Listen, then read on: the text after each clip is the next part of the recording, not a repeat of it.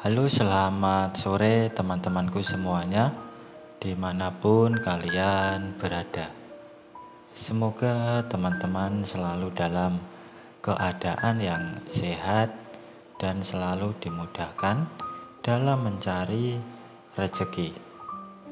Berjumpa kembali bersama channel Modal Nekat Cerpen, channel yang berisikan tentang konten vlog yang disertai dengan konten cerita. Jadi dalam satu buah video, teman-teman bisa menikmati dua hiburan sekaligus. Yang pertama adalah pemandangan alamnya, dan yang kedua adalah isi dari ceritanya. Hari ini hari Rabu ya, tanggal 26 Juli tahun 2023. Di sini saya masih melanjutkan cerita yang berjudul Bunda dan Wanitaku, yang saat ini sudah sampai di episode ke-9. Dan seperti biasa, di sini saya akan memberikan cuplikan alur ceritanya. Jika teman-teman merasa terganggu dengan adanya suara yang saya berikan, silahkan dimatikan atau dikecilkan tombol volumenya. Semua cek dari Edmond kupindahkan ke buku tabungan baruku, karena aku memang bermaksud untuk memisahkan duit dari Gustav dengan dari Edmond. Bunda hanya ingin dibangunkan rumah dan sebuah mobil kecil yang automatic, supaya gampang mengemudikannya, kata Bunda saat itu. Padahal nominal dalam cek punya Bunda itu besar sekali. Dengan 100.000 dolar pun cukup, bahkan bisa lebih, kalau hanya untuk membangun sebuah rumah dan membeli mobil baru. Itu menurut levelku. Kalau menurut level konglomerat, tentu saja takkan cukup. Kebetulan aku pernah ditawari tanah yang letaknya hanya terhalang 2 rumah di sebelah kanan rumahku oleh Pak Daud, yang biasa jadi broker tanah. Tanah kosong itu sedikit lebih luas kalau dibandingkan dengan tanah yang sudah kubangun rumah di atas ini.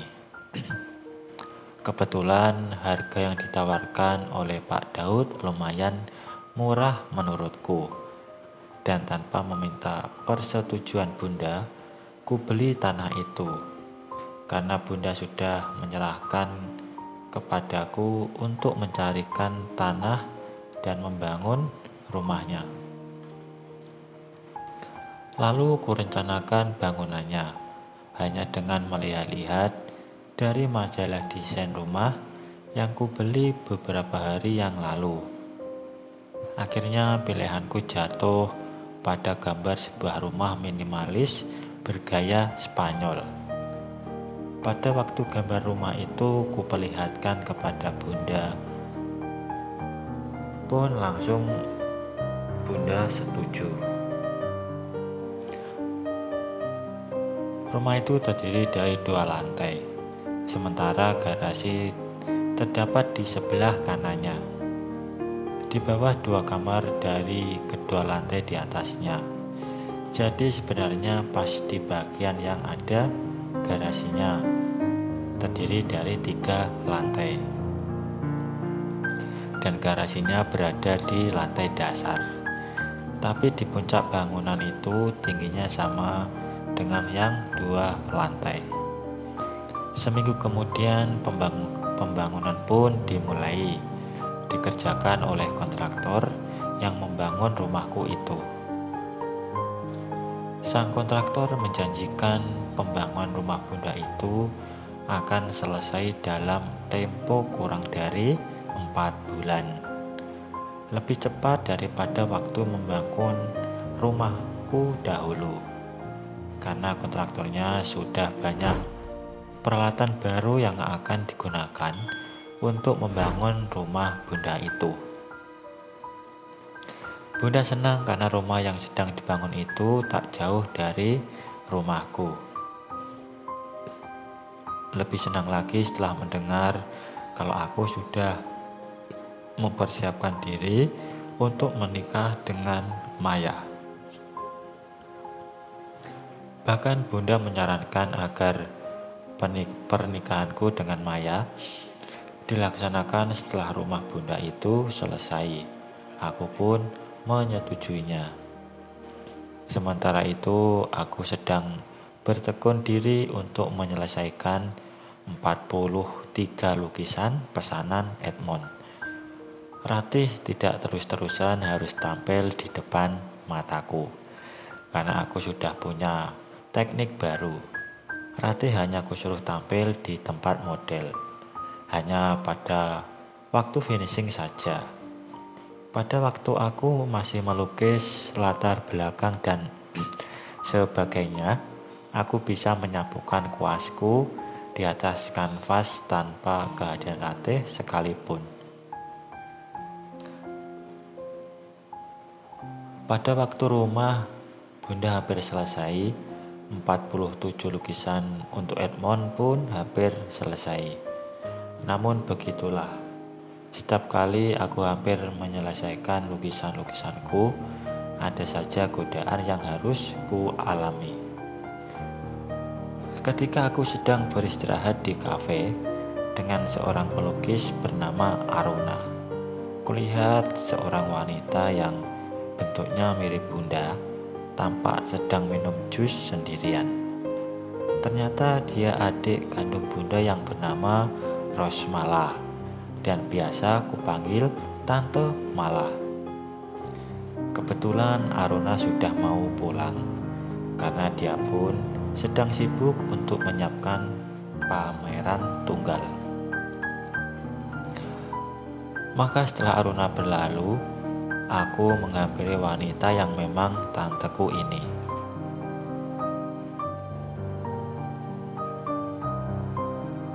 Aku pun mencium tangan adik kandung Bunda itu, yang dilanjutkan dengan cipika-cipiki sebagaimana layaknya seorang keponakan berjumpa dengan tantenya.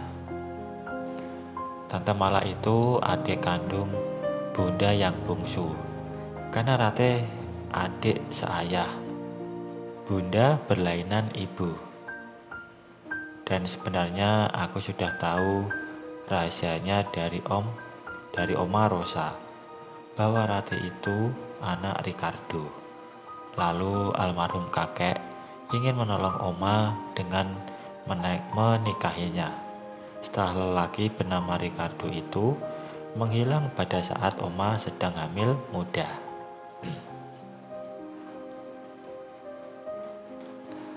Beberapa saat kemudian Tante Mala sudah duduk di dalam mobil yang selalu kukemudikan sendiri. Tante Mala pun mulai curhat di dalam mobil, bahwa dia akan bercerai dengan Om Dirga, suaminya. Masalahnya, Tante Mala tidak bisa hamil juga, padahal mereka sudah 6 tahun berumah tangga. Lalu, Tante Mala pun meminta bantuan kepada Odia untuk memberikannya keturunan. Kira-kira apa sah Odia akan berhasil? Silahkan teman-teman simak ceritanya sampai selesai ya. Dan mungkin sampai di sini dulu untuk cuplikan cerita yang bisa saya berikan. Kalau ada salah pengucapan maupun penulisan, saya minta maaf yang sebesar-besarnya. Semoga teman-teman dapat terhibur dengan cerita yang kali ini saya sajikan, dan nantikan kelanjutan ceritanya hanya di lain kesempatan.